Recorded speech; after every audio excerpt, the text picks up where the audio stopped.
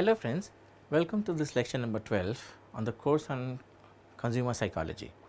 Now, as I had discussed before, this course is divided into two main sections. Section 1 we covered from lecture 1 to 9, where we looked at what is consumer behavior and how does the consumer make decisions into the marketplace. So, we used a EKV model. The second section has 5 units into it and each unit is in 2 lectures. So, in the last 2 lectures we looked at one primary psychological factor which is responsible or for consumers making decisions or for consumers behaving into the marketplace, and that primary factor was called perception. So, we looked at the factor of perception and how does perceptions help the consumer or the marketer for that matter sell his product into the marketplace. Because as I said that basis of consumer psychology is that consumers or people, when they are into the marketplace, they are looking for products and product benefits. So, basically they are looking for product benefits, the benefits that comes from products, and how the product benefits is delivered, it is delivered to products. So, they are looking for products.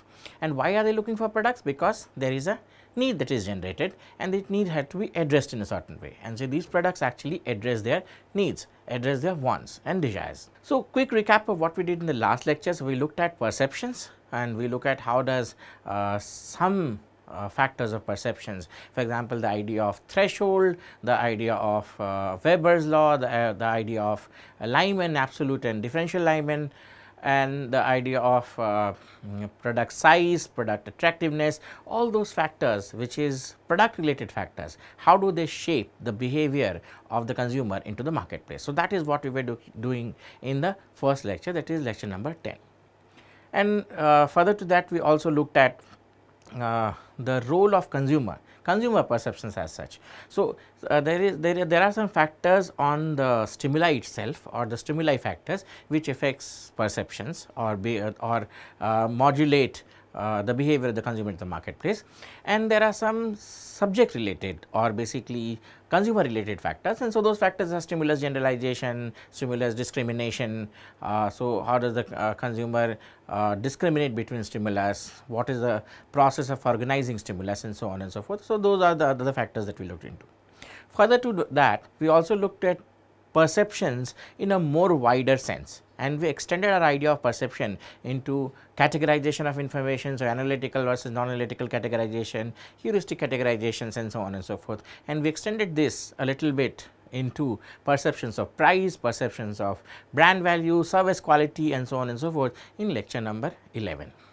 So, this is lecture number 12, where we will discuss memory and learning, and these factors, memory and learning, how do they affect or how do they shape the behavior of consumer into the marketplace, and also how do consumers or how does the marketer gets affected by these factors. So, what role does these factors play into the marketer, what can they do for the marketer, that kind of thing. Why is memory important in consumer behavior? Now, let us take a quick example and let me explain to you. So, this person A is lying down in his house, and so it has been a rough night for him. So, he has come from a party, it has been a rough night, and slowly he realizes that he is having a headache. And so, what happens is he goes to look all around the house and he does not find any medicine, and on top of it there is neon lights which is actually harming in some way, and he has this headache. So, what does he do? He gets up, goes to the nearest pharmacy.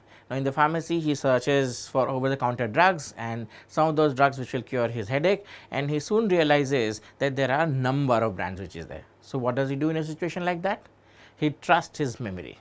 He trusts his past experiences, and through that he finds crocin or some other headache relieving medicine which has used before, and buys that, takes it and gets the relief. So, in the whole interaction that I just described, what really happened is that this person trusts his memory, trusts his previous information, previous experience, and based on that he makes the product choice and makes the final product buying. So, this is the role of memory in learning and memory and learning in consumer behavior. So, let us start our today's lecture on memory and learning behavior, and in between what I will do is I will also give you a quick recap of what memory is. So, in lecture number 12 we will look into focus only into memory, and in lecture number 13 we will focus on to learning. So, within this purview of the lecture I will also introduce concepts from memory of what memory is, what are the factors which affect it, what is the organization of it, and then relate it to the consumer behavior, related to consumer psychology. So, what is learning and memory, or what is the role of learning and memory in consumer behavior? So, our memory of past experiences with products is the single most influential factor in our future responses to marketing information about those products. So, no matter where you go, no matter what do you see in the market, generally speaking most people trust their memory. And how is this memory built up? This memory is built up by product advertisements that you see, marketplace product information that the manufacturer puts into the marketplace. You get this information from word of mouth, from relatives. You get some of these information by interacting with the web, interacting with people you do not know. Sometimes you get this information by reading about it, some leaflets, booklets, all kind of places, and so you collect this information and store it into memory, you organize them. And so, when you actually go into the marketplace, what happens is you trust this memory. So, the memory of past and at times it is the past experience also. So, sometimes you have information about the product and sometimes you do not, but if you have a memory of a past experience, this actually shapes, or this actually lowers the whole search process and the evaluation process for you to buy a product, and that basically helps you in a particular way. And I do understand that the consumer in the marketplace is suffering so much. He has so much information to process, so much decisions to take, and so the more easier you make the task for him, the better the chances of him behaving in certain ways, the better is it for him. And so, those brands which lesser this information overload, or this information of choice, those are the brands which are preferred by people. So, basically memory of past experiences determine future experiences, and remember this could be both positive and negative. A memory of a past experience which is very positive with a product. So, you use a product, you find it very soothing, very humanly, and so in future you are going to use it. On the other hand, you use a product, does not satisfy you in any way, you again try it, give it one more trial, the rule of 3. So, 3 times you will actually use a product. So, sometimes there are chances where consumer actually goes ahead and use the product say maybe 2 or 3 times before he discards it, and there are times when the product actually hits him in a way so that he does not use it after one time. And so, this interaction, this memory of the product consumption actually decides how he is going to behave in the future. So, whether he is going to buy the product again or whether he is not going to buy the product again, that is what we are looking at. So, information is organized in memory in terms of an associative network in which each concept of memory is a node and connected to other concepts by links. So, let me, before coming into how memory is organized, let me first give you an explanation of what memory is and how is the organization of memory into the human brain. So, once you have that information, you will come to know, you will come to appreciate this associative network model and associate how this information is pulled out at the time of the purchase. So, what really happens?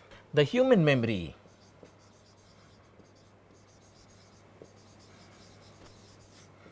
basically, when we call it or when we are referring to it, is basically the long term memory, right. So, there are multiple types of memory. We have something called the sensory memory, we have something called the short term memory, or sometimes it is called the working memory, and there is something called the long term memory. Now, this is a very old conceptualization from the 1970s, late 1970s to late 1980s, where we thought of memory as a 3-part system, which is short term, then sensory, store, and long term. Nowadays, this conceptualization has changed because they have a concept of working memory, and this working memory is a part of long term memory, but we will not go into this debate because this is not a lecture on memory. So, this human memory that we generally talk about, somebody has a memory of something, we talk about the long term memory. And so, long term memory basically is divided into two parts. This long term memory has two basic divisions into it. One is called the declarative division and the other is called the procedural division. And this declarative is a conscious form of memory.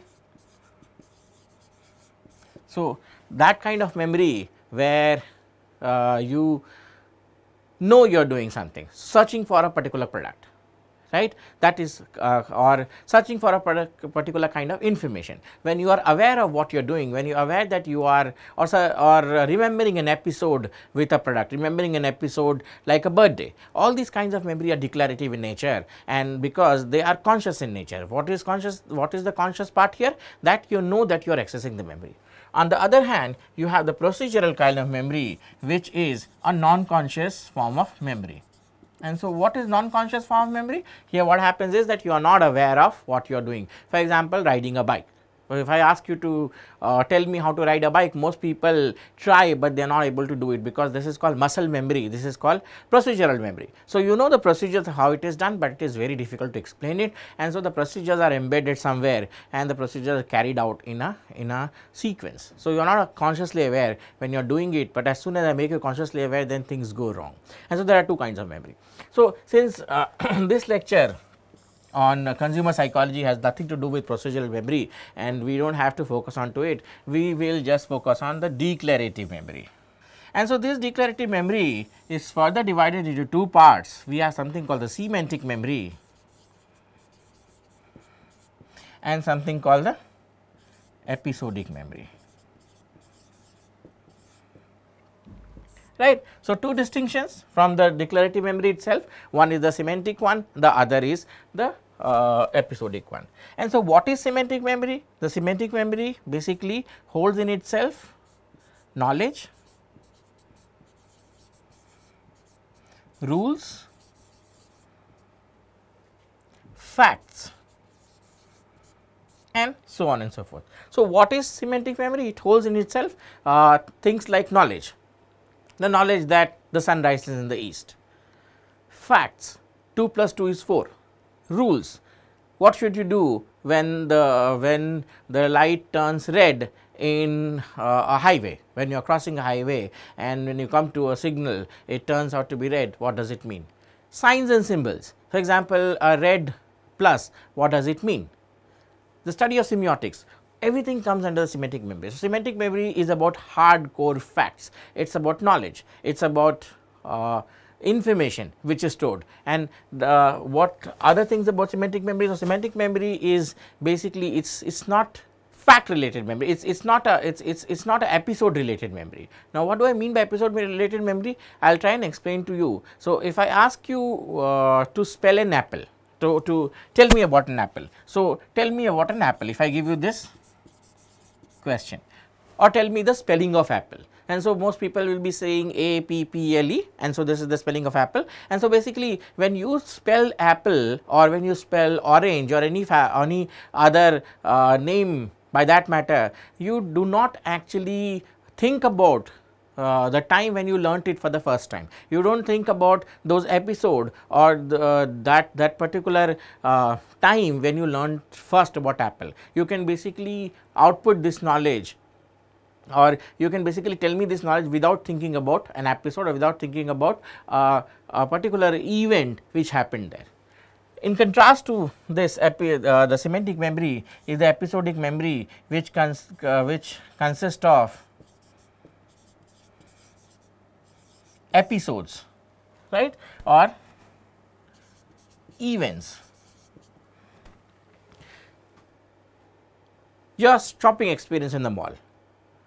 Now, your shopping experience in the mall is basically not a semantic memory, it is an episodic memory, because it will have episodes in it. It will have light, picture, sound, the whole mall atmosphere. It's a 3D vision. You see yourself going in, you see all the interactions, and so when you remember about it, or remembering about your first birthday. So when you remember, the memory which comes out of it is like an event. It has a time encoded facts, and so time is of utter importance here. It is auto-neotic kind of an experience. So in episodic memory, whereas all facts are time dependent or time encoded, in semantic memory we have no role of time. So no role of time in encoding, and that is why the consciousness here is neotic and the consciousness here is auto-neotic. So that is the first or the foremost difference. So basically then, focusing on the difference, in the semantic you have this kind of knowledge, you have knowledge stored in it, rules stored in it, facts stored in it, and so on and so forth, whereas in episodic memory you have episodes and events stored into it, and so that is the kind of thing. So basically, if you time travel, if you travel back in time and think about something, and those things have features of light, sound, camera, all kind of thing, then it is episode. When you remember an event which is going on in a true sense, in a time bound sense, that is event memory. So for example, remembering your first anniversary, remembering your marriage, remembering your first childbirth, and so on and so forth, all of them are episodes. Whereas semantic memory is knowledge like how 2 plus 2 is 4, where does the sun rise, what is the capital of Finland, and that kind of information is semantic memory. So both of these memories then have a great role to play in terms of product information and product acquisitions in consumer psychology. So both has their role to play, and so basically what we look at is we will focus here on to semantic memory, because mostly it is knowledge, facts, rules, those kind of things which actually help a consumer decide on a particular product or a product benefit that he is thinking of. And so for that we have to know how is the semantic memory organized. Now episodic memory, as I said, is organized in terms of time. So episodic memory, so let us say there is a how you let us say we are describing a birthday event, and so birthday event will start with you entering into the birthday hall, then looking at visitors, then information about cake cutting, information about present giving, and so on and so forth. And so this particularly event has a time axis on it, or it is bound on time, and the time starts with you entering and ends with you exiting the birthday party. Now in terms of semantic memory, semantic information is actually put in, or semantic information is actually organized in terms of nodes and associated networks. So for example, let us say the example of a hospital.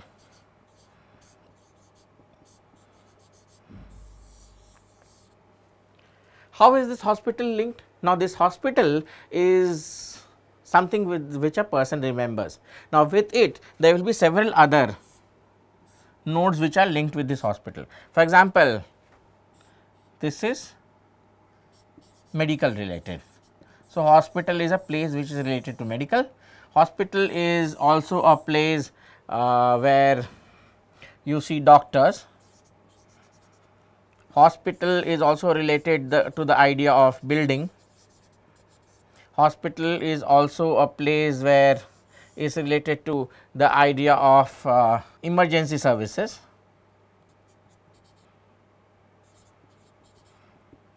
Or sometimes food courts, and so this hospital is related to so many other information. The word hospital or the concept hospital is related to so many information which is there.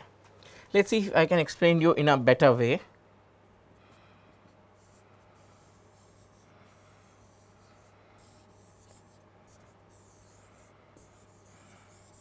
So as I said, this episodic memory is organized in terms of time, but the semantic memory is basically organized in terms of nodes. So let us take another example. For example, let us say the word showroom.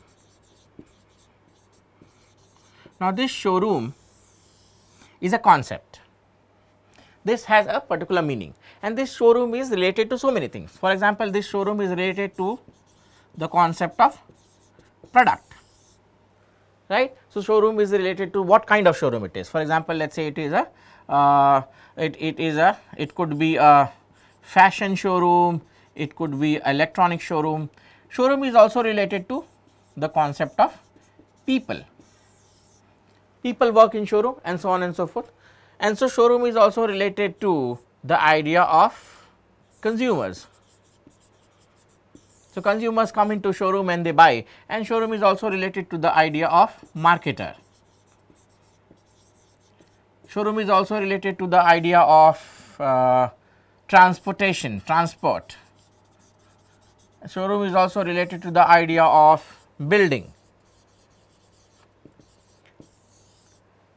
Now, what happens is this showroom is related, when I say the word showroom, it is related to so many other words, so many other ideas, and so each idea that it is related to forms a link. This is called a link, right. This is the concept, or this is called the super node, and these are called the sub nodes, and these sub nodes have some relation or some kind of association with the main node, which is the concept here. And so, the more closer the word, the more closer one of these nodes is to the super node, the higher the weightage. For example, when I say showroom, and if you think of showroom in terms of products, this will have a higher node, or this will have a higher weight, and that is why I am coloring it in this way, which means that it is highly related. The weight here is, let us say, 0.80, closely related. Let us say it is with transport, showroom is related in a weekly manner, and so here the weight is 0.20. and this is related in a similar fashion, and so the weight here could be 0.10 and so on and so forth. So, different words are related to these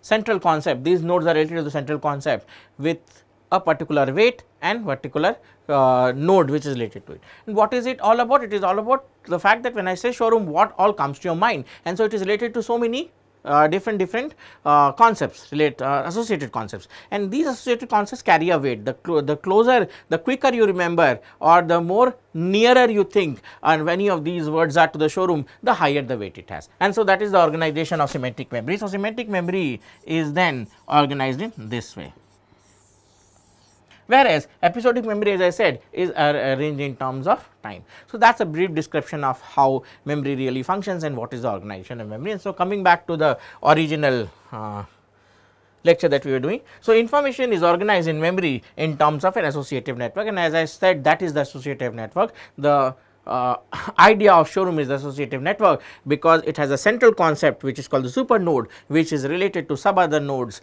one by one and with a certain weight, in which each concept is a memory, each concept in a memory is a node and is connected to the other concepts by links. So, these are the links, this is a node, this particular feature is called a link, because it is relating, and these links can be forward links and backward links. And so, this is how memory is organized, and this is how things are stored into memory. Another interesting thing is this episodic and semantic memory have to be integrated together to think about anything. So, when I say my friend's party, I can remember my friend's party in a time sequence manner. For example, the moment I enter, who greeted me, where I went from there, what I ate, and all those kind of things. But as you see, each of these words, each of these time frames is associated with a particular word, or it is associated with a particular concept or a fact. For example, entering a house. So, entering is basically a process and a house is a concept, right, or entering my friend's house. So, friend is a concept which has semantic meaning, house is a concept which has semantic meaning. Going through or eating his cake. So, cake is a semantic word, eating is a word and semantic word, and so all of these will be related together. So, this episodic memory cannot be entirely working on its own until and unless it has a semantic concept. So, both the semantic memory and episodic memory, they gel together or they combine together to form the overall idea of memory. And this is where all experiences and thoughts of consumers are stored. They access these. So, they access product information, they access feature information, service information from either the semantic memory or from the episodic memory.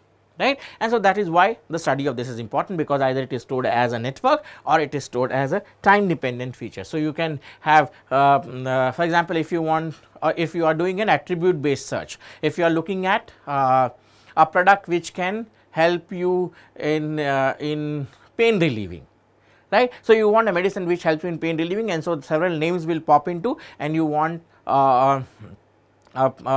an analgesic, that is what the key concept is, or the product category name is. So you look for several analgesics in that time, and so here it is a attributes based search, because you are searching for analgesic and several names will pop up. Or you could have a brand based search, or you could have a an episode based search, where you are looking for the you are looking for an experience out of it. For example, water park.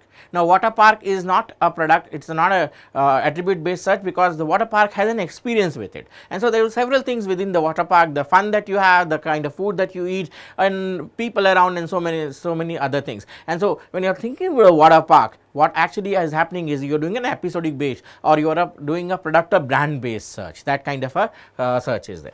And so basically what then happens is people use this memory for actually storing information and accessing information, and that helps them in taking decisions. And it is also very important for the marketer to understand human memory, because if they do not understand this human memory, then the advertising messages that they are putting, the product that they are putting in front of people will not understand what the product is all about, and the product will be a failure. So it is very important for marketers to study memory, or how do human beings go about memory. And also it is also very important for the consumer to have to know about his memory, or understand about his memory, because only then he can be sure that he stores product information or product related features into his memory, so that his interaction in the marketplace is less. If his interaction is very high, what would happen is interaction is very long or very high, then there will be problems. So what happens is to narrow these interactions, because no consumer wants to get into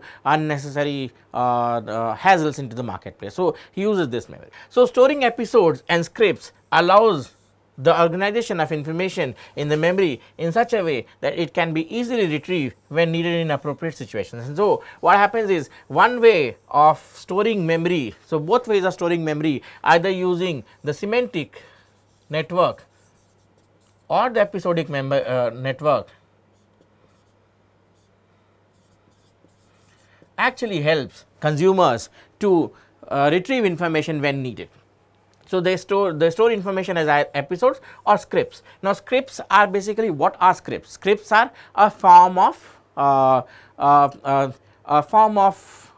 knowledge which is arranged in a sequence. For example, the script of going to a restaurant. Now what is the script of going to a restaurant? The script of going to a restaurant starts with entering the restaurant, the first course, second course, third course, eating, the waiter coming to you, then finally paying the bill, getting out of the restaurant, and that is the script of a restaurant. So script, basically that way script is used for storing information. So basically information is stored in these two forms, and this helps in the organization of information, because if you know what new incoming information is, what is the new incoming information, you will be able to store it in a better way. For example, you need a particular kind of product, or you need a particular category of product, you are needing a medicine, and a new kind of medicine comes in. It will be very easy for you to store that medicine. If so you are needing a headache medicine, and so headache medicines generally are analgesics. So it will be very easy for you to store the new medicine under analgesic, and that way you will remember it much better,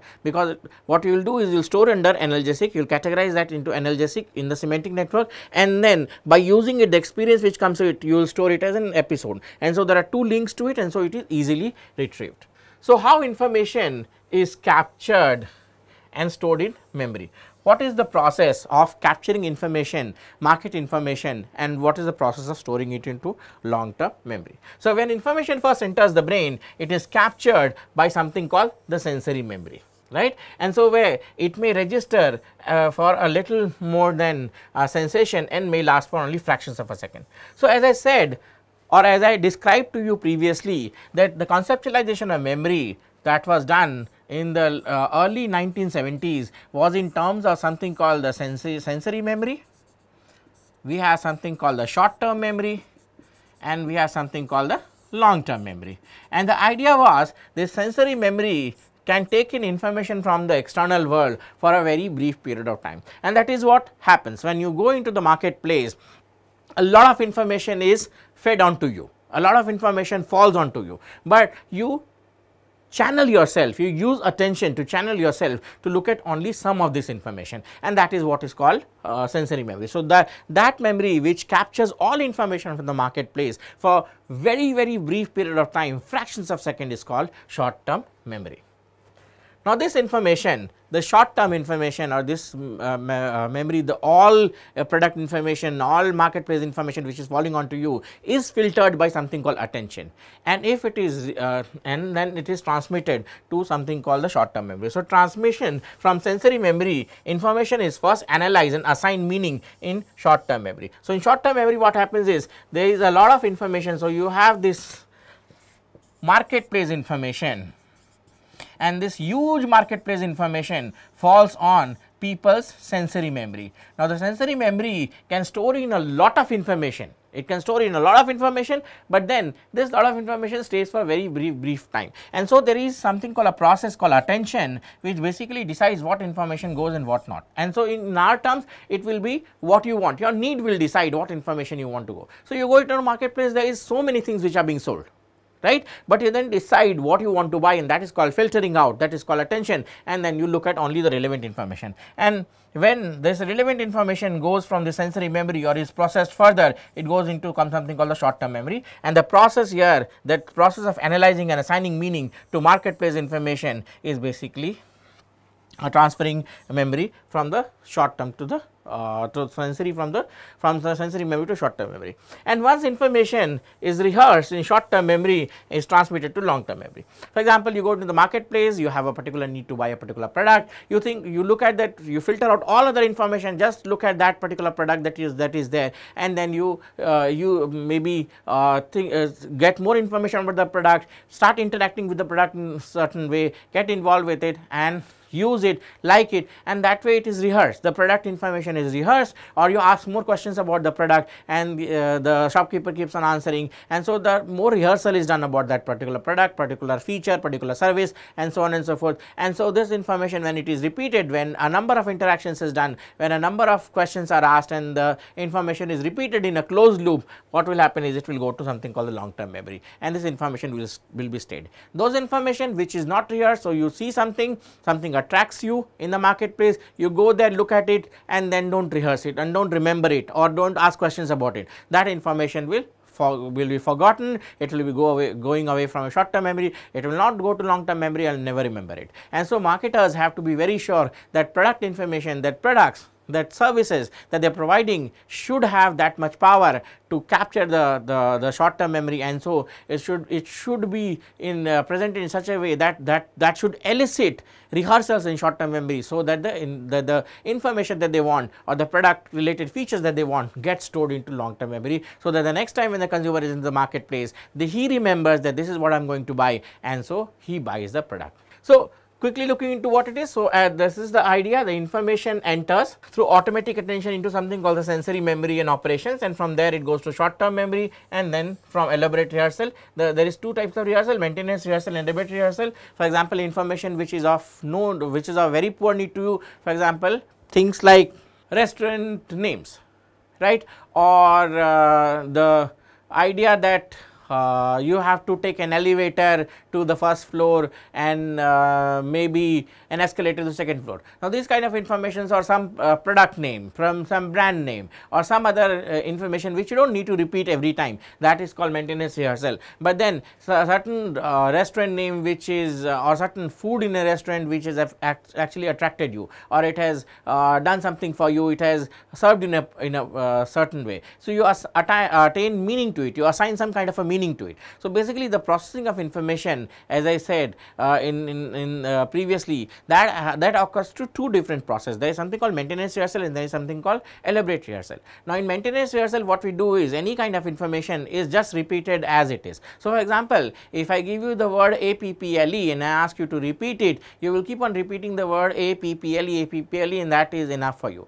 Now, if this apple is of importance to you, if you find that this is important, or I say that this is important to to you. What will you do? You will relate this apple to an incident in your life, and that way provide it meaning. Or this app apple no more stands as a 5-letter word. It is related to a particular episode. You remember the birthday in which you were given golden apples, or you remember that incident when you went to Shimla and had apples, and so now the apple is related to that incident, and so this is called elaborate rehearsal. APPLE is not APPLE anymore. It is related to a particular incident, particular meaning has been provided to it, and so it has more chances of being repeated, more chances of being stored, and that is called elaborate rehearsal. Now, let us quickly look into what happens in terms of duration, in terms of capacity, in terms of coding. So, in terms of duration, sensory memory, here information stores for a fraction of a second, all that perceptual and sensory process can deliver, the capacity is, and it is a direct representation of reality. Now, in this case it is less than a minute, plus or minus 7 items, and indirect chunking, and in this case up to many years. So, the duration is almost unlimited in terms of capacity, and indirect clustering versus meaningfulness, that is the type of coding. So, here a direct representation, so raw form of coding, indirect chunking. So, here you just get basic information in terms of rehearsal. So, information is not attained any meaning, as I said, it is maintenance rehearsal. So, you just remember apple as APPLE, and so no meaning there. And so, in indirect chunking, and if you assign apple into a particular episode into your life, or some kind of meaning into your life, that is called indirect or meaningful storing of information. So, how information is retained in memory? What is the process of information retention into memory? Now, retention can be defined as the amount of material which is previously learned and remembered. So, how is this information? What is retention? It is basically what you learn and what you remember from a particular episode, for a particular interaction into the marketplace, how that is what is called retention. So, how is retention happening? How retention is influenced by incoming information? So, all kind of information, incoming information affects the retention process. How much information that you retain from what you see into the marketplace, and then you remember also at a later point of time. So, it is affected by something called repetition. Now, repetition is information, the repetition of information increases the chance of retention and strength of consumers belief regarding incoming information. So, what happens is, if information is repeated n number of times, if information is repeated many number of times, what will happen is the chance of retention, it will increase, and that is why you see ads over and over again. You see so many ads, you see so much information about products, and you see it over and over again. The more you see, the better you remember. What happens is that it attains meaning. It is temporary. In the short term memory, it is getting a number of rehearsals, and that is why it is attained meaning, or it is pushed into the long term memory. Also, the more repetition happens, the strength of consumers' belief in, of the brand or of the incoming information increases. So, more number of times a ad is presented, the higher the strength of the person remembering it. But do remember, there is a point of no return here. There is a diminishing return law here. What happens is, if an information is repeated for a long period of time, what will happen is the consumer will hate it and skip it, and so there is a certain time limit that you have to identify, beyond which repetition is not good. Also, repetition of information or information, those are very directed to the consumer. So, if it is pain medication, that is what is said into the message, that is better remembered than repeated information with vague kind of information, vague kind of beliefs, or vague kind of information into the advertisement. So, if the information in the advertisement is very pointed, directed to a particular feature, directed to a particular benefit the consumer is looking at, that is better remembered in terms of repetition than those information which are vague in nature, right. The second factor which influences, which basically influences the retention in memory is relevance. And what it is that retention is greater when new information fits into array of stimuli that the consumer considers important. And so, when a marketer or when a marketplace information fits into an information that you already have in your memory, then you remember it better than when it contradicts in certain way. For example, if you know about a coffee brand and you like the coffee brand, and a new information comes to you saying that the coffee brand has done a brand extension, which basically means that it has come up with a new flavor, this information will be retained with a higher chance into your memory than information which is vague. For example, the idea that this brand is also now exported to some other country. So, that is not what is needed, because coffee is something which has certain kind of a need, and so if that is related to it, the idea about that brand extension is done, a new flavor comes in, is more important, is more relevant than information of where the company is extending its market to. What are the factors that help us? Competing information. So, when previously learned message is forgotten when new learning occurs. It sometimes happens that marketplace information are competing. So, if new information basically blocks your learning of all information, this is called competing information. So, advertisement comes in with a particular kind of message and later comes in with a contradictory message, or some other brand also comes up with the same kind of information. Both of them will compete each other, will create something called retroactive inhibition, and due to that you will forget the original ad, and so that is what is called competing information. So, competing informations all lessen the chance of message retention into memory. Completeness of information. Now, there is an effect which is called the Zeigarnik effect in psychology, and what does Zeigarnik effect actually say? Now, Zeigarnik effect basically suggests that tasks which are left incomplete, people tend to complete it. The pressure of completing it is very high, and so Zeigarnik effect is something that you actually see in restaurants. What you see is that if a waiter takes an order, he takes the order of your table only, and he is there, and or he serves you till the point of time that he completes the order. And if he does not do that, if he takes 2 orders in between, what will happen is he will never be able to complete the task, and so the pressure will be high. And actually Zeigarnik's effect was discovered in a restaurant only. And so, when information is not complete, it is given partially to you, people try to compete it, or people try to complete that information and wait for that. And sometimes this particular factor of information retention, of completeness of information, is what is used by marketers, and what they do is they will provide half of the ad at the beginning of a movie or beginning of a series, and the other half, the more important half, at the later of the series. So, the consumer waits for the whole ad to finish, and so this curiosity, this completeness of information, the tendency to complete the information or what is being passed actually makes him curious, and since he is curious, the chances of remembering this information is very high, and that is why you see ads of BMW where bits and pieces of information. Nowadays 1+6 is coming, and so what you see is bits and pieces of information about this product is given to you, and it says next week more kind of a thing, and so you wait for that. And so to complete that process of knowing everything about it, what happens is you wait for it, and there is more pressure onto you, and Zeigarnik effect suggests that the more pressure it is. So, if a message is incomplete, people will attempt to retain it for future completeness, and that way it will be remembered higher. And the last factor is called time. So, forgetting happens as a logarithmic function of time elapsed since the information was learned. And the forgetting is another factor. What happens is initially the forgetting is very high, and later on the forgetting is very low. So, a brand where information which is given to you, if it is not repeated enough, what will happen is you will forget it. But if enough number of repetition of the brand is given, what will happen is with time you will forget something about it, but most of it will be retained, because the curve of forgetting.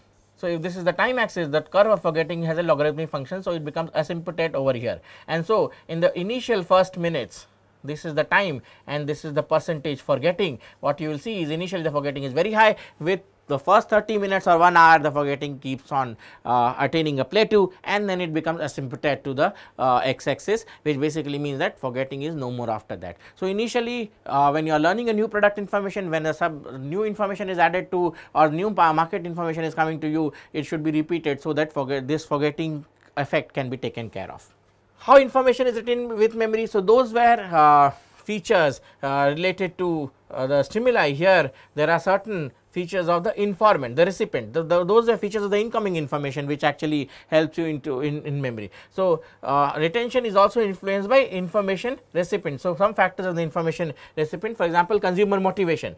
So, motivated consumers process information at deeper levels of memory and retain it much longer with higher accuracy than unmotivated consumers. what does it really mean? It means that consumers who are actually motivated for a product. For example, I am one of those people who is waiting for the OnePlus 6 to come in, and so once I am so much interested into it, I am so highly motivated to buy it. Any information which comes about OnePlus 6, I process it at a deeper level. I go into the information, I try to search more about the information, and I do n number of repetitions of it, and so it is remembered for longer duration of time. It is remembered for the chances of it being remembered is very high. On the other hand, and so not only very high or retained for a longer period of time, there will be a higher accuracy of remembering that information. Similarly, unmotivated in comparison to unmotivated consumers. So, motivation at exposure influences level of retention. So, how much motivation you have at the time when the first time or the first interaction with the message comes in, or the first time you see the message, that will decide. So, highly motivated consumers, when they get an information for the first time, they retain high levels of accuracy, they retain most part of the information. But at the time of the first message coming in, or the first interaction with the message, is the motivation is very low, what will happen is a lot of information will not be covered. Motivated consumers engage in something called directed learning rather than incidental learning. So, motivated consumers, what they do is, what is incidental learning and directed learning? So, in the next section we will look at learning. So, incidental learning is learning something by chance. So, you be in a marketplace, you see something, you learn about it. Directed learning is you actually go into the product, you understand the product, you ask questions about the product, and that is directed learning. And so, motivated consumers actually do something called directed learning, and this in turn leads to higher goal directed learning. So, you whatever you want to buy, so now I want to buy my OnePlus 6, and that is why what I am doing is I am doing goal directed learning. I want to buy it, so I am looking at its features, I am learning all those facts that are there in there, whether it is a purchase size, whether it is the notch thing that is coming up, and I try to look at all those features, learn about all those features. I am doing a directed learning and a goal directed learning and a deeper learning, and that is why I am the information about this product will be with me for longer period of time. So, other factors which help in retention of information into memory, which is information recipient, which basically means that consumer factors, is consumer's mood. Now, positive mood enhances the encoding of information in memory. It is believed that the consumer's mood at the time of getting the information, at the time of interaction into the marketplace, how his mood is, that will decide. So, better mood people when they have better mood, they have a higher chance of learning information or learning information about products or retaining information about products than people who have a negative mood. And also other factor is consumers' familiarity with the experience. Now, so familiarity is another factor which affects retention, as familiar consumers are more likely to remember new information. So, people who are familiar with the product or product class or a particular kind of brand class kind of a thing. So, if you are familiar with the kind of product that you are wanting into the marketplace, the more familiar you are, the higher the chances of remembering new information about the product, because you are familiar with it, and so any addition to it will be. So, you are familiar with the camera of Nikon camera, say DSLR, and so something new gets added to it, some new information gets added to it. It is easier for you to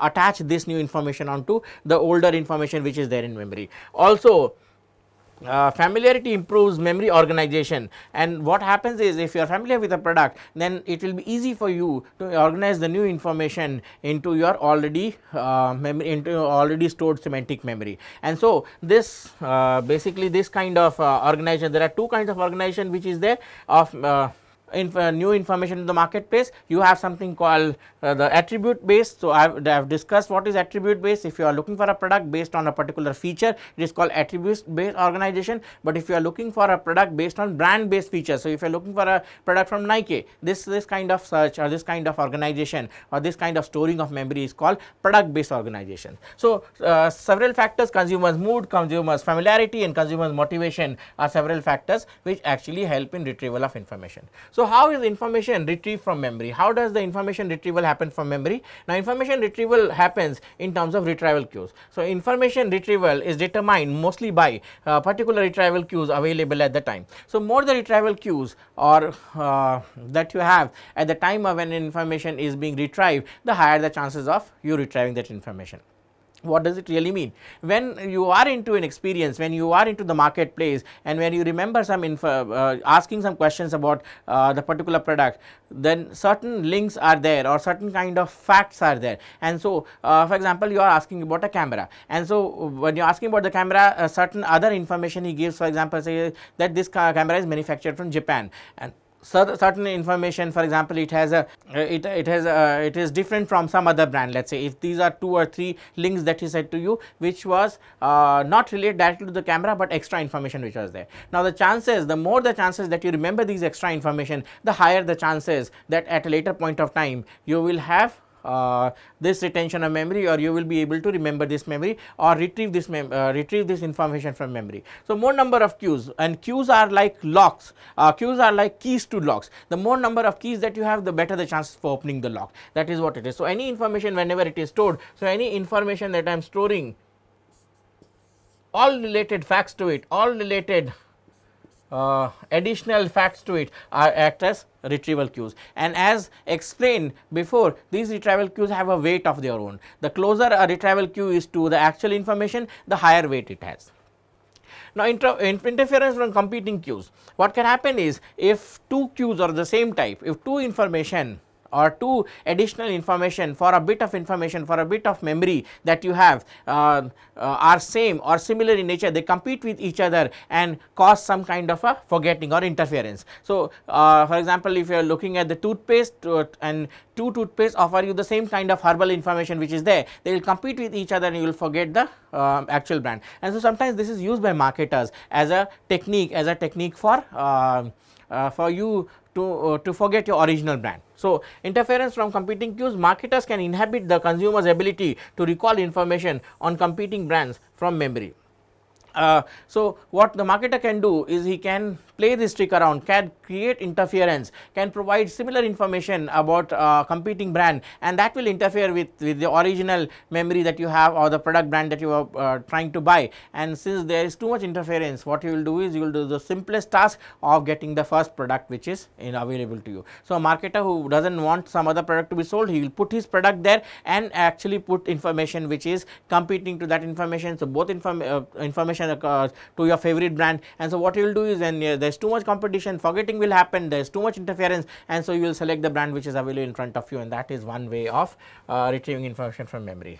Also, consumer state of mind has a lot of role to play in retrieving information from memory. For example, a consumer is more likely to recall product information if his or her mood levels of interest is similar to that of the environment in which the information was first learned. So, if you learn information in a positive environment, then your chances of you learning or recalling that information will be very high than in some other environment. For example, a new kind of product was introduced to you in a very good showroom with a very good attribute, with a very good lower music, fruity smell, and all kind of familiar information, all kind of positive environment. Then when you visit the showroom again, the chances are very high that the information that you learned previously will be retrieved back there in that particular same environment. But if you are trying to remember the same information at your home, the chances are very high, and so this is called context dependent memory learning. So, what happens is, if a recall happens in the same context in which a learning happened, the chances of recall is very high, but if it happens in a different context, what will happen is the chances of learning that information or remembering that information very low. So, look at something called context effects in memory, and that will context effects of memory, and that I think will help you in understanding this feature. So, context has a lot of role to play in terms of retrieval from memory. Now, storage in memory, also some very interesting fact here.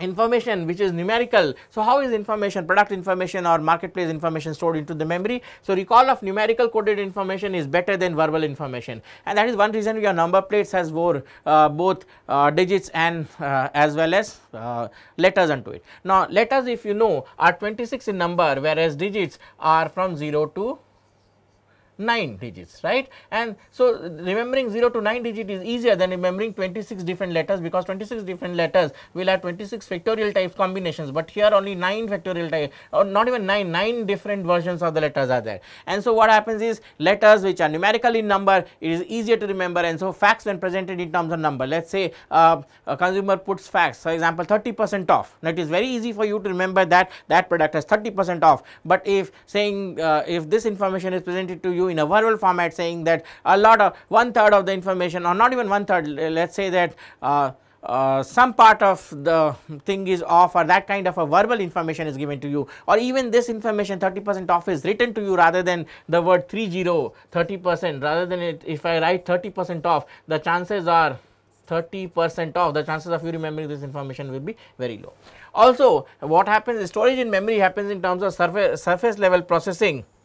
So, storing information as without analyzing the meaning, and so as we saw in short term memory, what we do is we do surface level processing. So, here information is not attached any meaning, it is remembered as it is in the usual format, and so it is just repeated, no meaning assigned to it, and that is called surface level processing. Now, in meaning level processing, we have discussed before, what happens is storage of information happens in terms of meaning of the information, not the raw information, and so meaning is attached. So, if apple is attached to a particular life incident or a life process or a particular other incident in your life or a particular other concept which is there, it is attaching meaning to it, apple has a meaning to it, but then just repeating apple is actually apple, or for that matter phone numbers. So, when somebody gives you a phone number and if it is of no importance to you, you will just repeat the number as digits, but if the number is of somebody of important to you, maybe your girlfriend, what you will do is you will retain this number, or you will assign this number as a girlfriend, that kind of a thing, and that way it is easier for you to remember that number next time. So, girlfriend, the number comes to you, and that is assigning meaning or deeper level as the processing.